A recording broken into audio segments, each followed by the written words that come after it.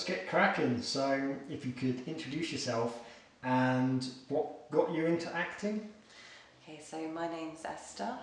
I've been acting since I was a little girl, through school and holiday clubs that I used to go to. I've always loved it since I was a child, and then I kind of gave it up in my elder teenage years.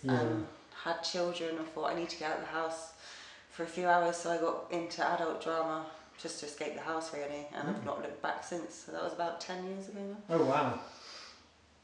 Oh, awesome. Yeah, it's quite a while as well, so I guess you found that very rewarding. Yeah, and there's a lot of it's just networking, meeting people, and then you meet somewhere else, and then you find a new group. And yeah, I think that's just the arts in general is just very much like, yeah, it's sort of who you know, and you'll meet someone, they're like, oh yeah, but by the way, there's this thing that's going on, you want to be a part of it. And they're all really lovely people, that's what I've found. Like, they're all nice, it's a nice group. Yeah, everyone is. Yeah, and I guess if you could describe who your character, or characters, if you play multiple ones, are. What do they want, and do they get it, or do they not? Maybe their arc. Okay, so I play Ismene, Antigone's sister. She wants her sister to be safe. She wants to protect her sister from the world, because they've spent years living with a curse surrounding their family. I'm the older sister for Antigone, so my role has always kind of been to look out for her, and I only ever want to protect her, and I don't get what I want. Unfortunately. That's why it's a group tragedy, I guess. I'm also playing Aura, a member of the chorus. She's sassy, she's sarcastic, she's fun.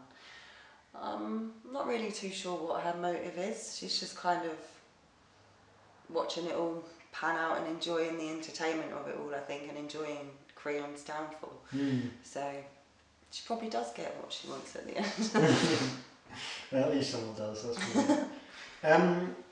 And how relevant do you think this adaptation is to maybe current world situations? Do you think there's any parallels to like the ancient Greek play and what's going on right now?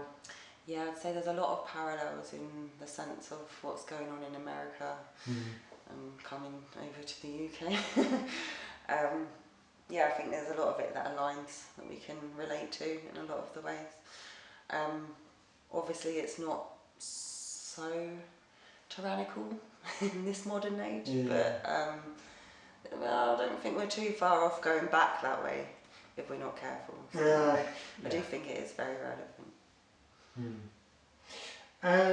Just to get you thinking a little bit, in 5 words, which could either be just a sentence or keywords, if you just want to pluck some words out, maybe describe what the play is about or some of the themes. Okay, so the play is about a leader called Creon who has rose to power and has brought in all these new laws. Some of them are completely ridiculous as well, like no sandal wearing, things like that. You said 5 words, didn't you? And I've already rambled on. I'm sorry, can we do that bit again? I've just realised. Yeah. Okay, so 5 words. Tragedy, injustice,